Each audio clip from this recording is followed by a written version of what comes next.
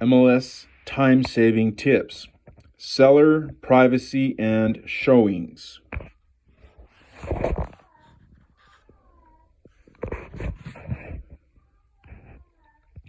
Hey everyone, Richard Gibbons here, and let's record Southwest MLS. And today I'm starting off on a new series that I'm calling More Than Just an MLS Rule. And what we're going to be going over is places that MLS rules intersect with either law or code of ethics or commission rules in other places like that. So part one of this is talking about seller privacy and showing instructions.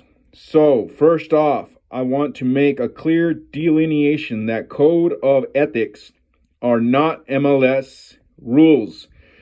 They are subject to due process because a lot of times there's a lot more gray area. It's not as black and white, right?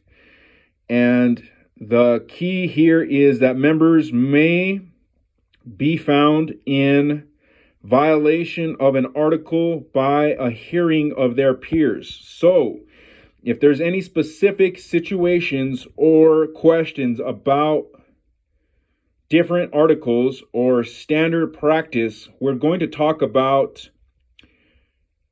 please reach out to Melody Moore, the guard director of professional standards.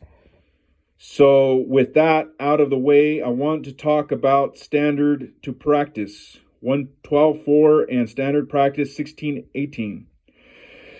So what these essentially are saying is, it says shall not offer for sale or advertise property without authority. So what this is for referring to is, and just because the listing is available in MLS does not mean you have the authority to take that phone on your Facebook page and say, hey, look, I want to show you this property. Let's go see it, and I want to sell it to you, at least not with that authority. And then under 16.18, it says, you should not use information obtained from listing brokers in order to create by attendant relationships with your own clients. Again, unless authorized by listing brokers. So again, you shouldn't be throwing these things on Facebook without permission. You shouldn't be advertising anybody else's property without permission. Another place this applies is you shouldn't be live streaming from inside a seller's home. You shouldn't be creating a TikTok from inside a seller's home. Not only is that as a gross invasion of a seller privacy, but it is against the code of ethics as well.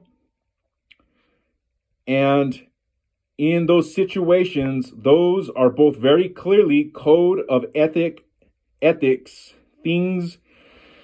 So if that does not come up again, please reach out to Melody. Now, standard of practice 1:16 and 3:9.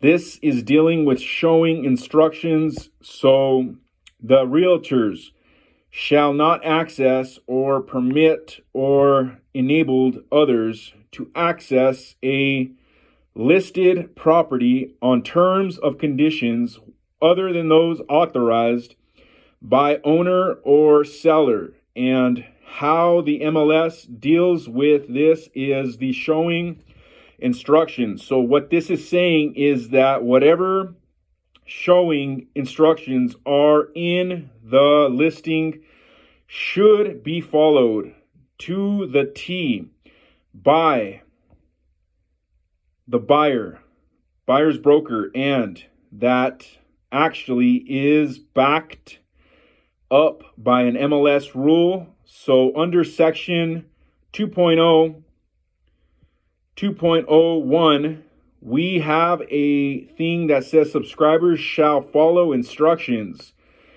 as specified by a listing broker. And then that's backed up in section 9, which is our procedure to improve sanctions section that says that for violations of section 2, which is a minor violation, the first final 12-month period will be assessed at $50. And then, of course, that does escalate from there. So if somebody has not followed showing instructions, and it's a very clear black and white situation, we can run that through the MLS rules and compliance and levy a fine for that. So, bottom line is follow the instructions that are put by the listing broker, and please respect the seller's privacy. You know, just from being a good human perspective, a person's home is their castle, and you should not be doing anything within that castle. And that's where, you know, taking videos, taking pictures, doing anything else with it without that person's knowledge and permission. So think about how you'd want people to treat your home. Treat it the same way. Bottom line of the code of ethics is the golden rule. Treat people the way you want to be treated. If you have any questions, down to the bottom, support at MLS.com.